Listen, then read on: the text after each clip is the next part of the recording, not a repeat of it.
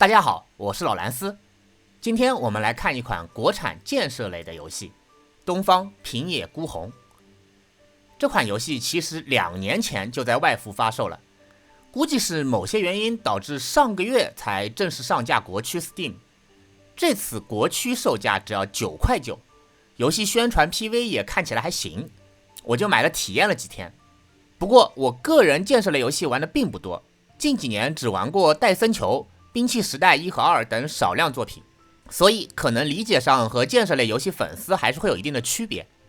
下面就给大家分享一下我自己的感受。首先是画面，作为一款建设类游戏，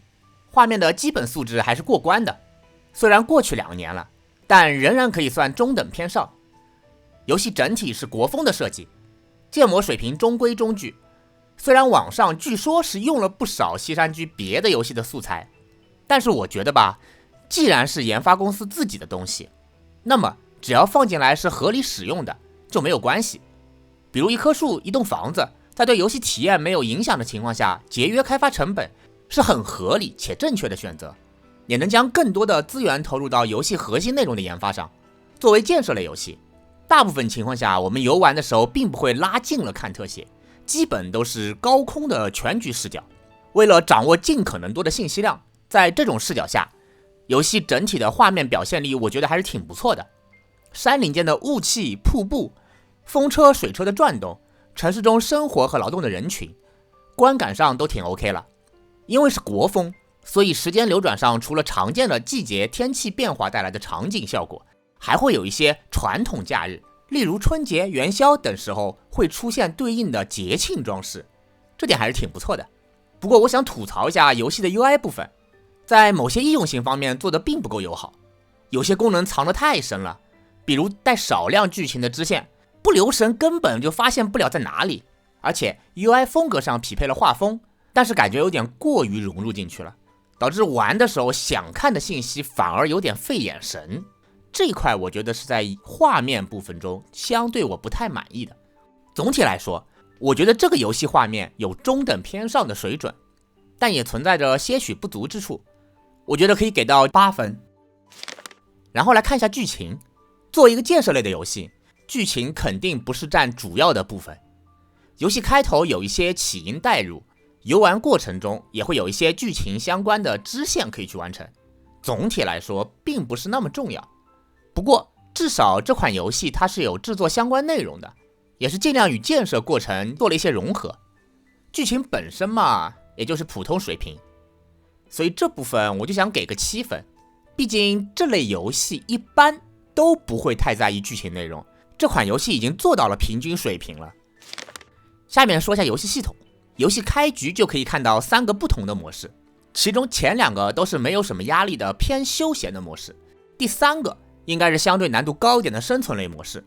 玩家也必须在将第1个模式打到5级城镇以后，才可以来解锁第3个模式。所以上手难度来说，因为一开始的模式都相对休闲，所以可以慢慢学习游戏的基础设定，我感觉还是比较 OK 的。毕竟建设类游戏一般都会比较复杂，不过某些游戏的引导感觉细节上不够完整，没有相关的游戏经验是会稍显吃力的，这块我觉得需要进一步优化。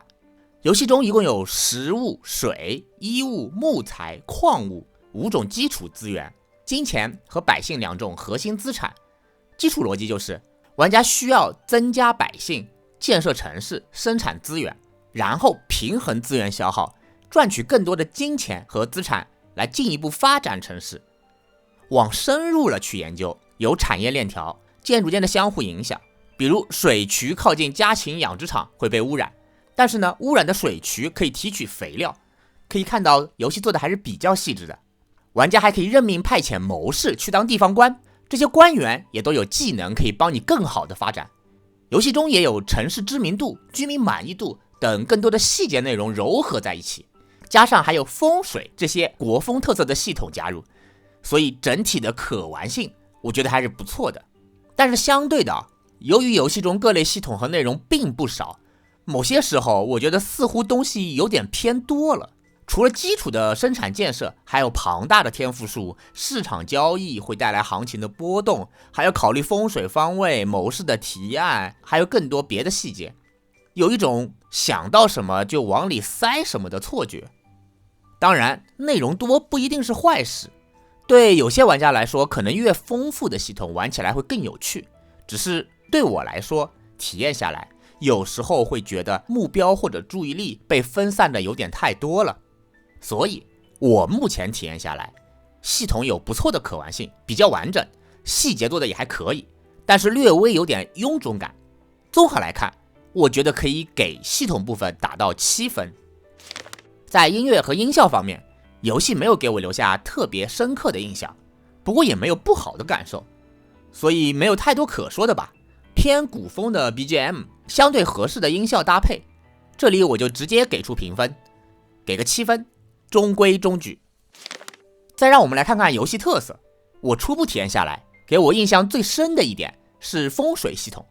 这点在其他我接触过的建设类游戏中没有见过，算是比较有新意的，而且它做的也并不是太复杂，本质上只是一个比较简单的建筑位置、朝向的考量因素，可以认为是游戏的一个不错的点缀。其他嘛，我感受上就没有太多特色类的内容了，所以游戏特色这块我想给到7分吧，毕竟也是花了一点自己的心思在里面，只是绝大部分内容还属于常规的套路。最后简单做个总结吧，我给东方平野孤鸿的总分是 7.2 分。游戏本身的画面素质还不错，结构完整，内容比较丰富，有不错的可玩性，也有风水等自身小特色，但是略显臃肿的系统构成，不够易用的 UI 显示和部分引导，还是拉低了一些游戏的体验。整体玩法上没有什么创新度，游戏过程偏向于中规中矩。但是如果我们换个角度，如果是基于国区 9.9 人民币的定价，我觉得这款游戏一定是超值的，极具性价比。在我心目中，它原本外服8美元左右的定价才是一个相对合理的定价区间，感觉国区的这个定价策略还是挺成功的。在外服已经获取了一定收入的情况下，国区用一个高性价比模式发售，不仅增加了游戏的吸引力，也赚到了一定的口碑。好了，今天就分享到这里吧，感谢大家的观看，喜欢的话点个赞关注一下，谢谢。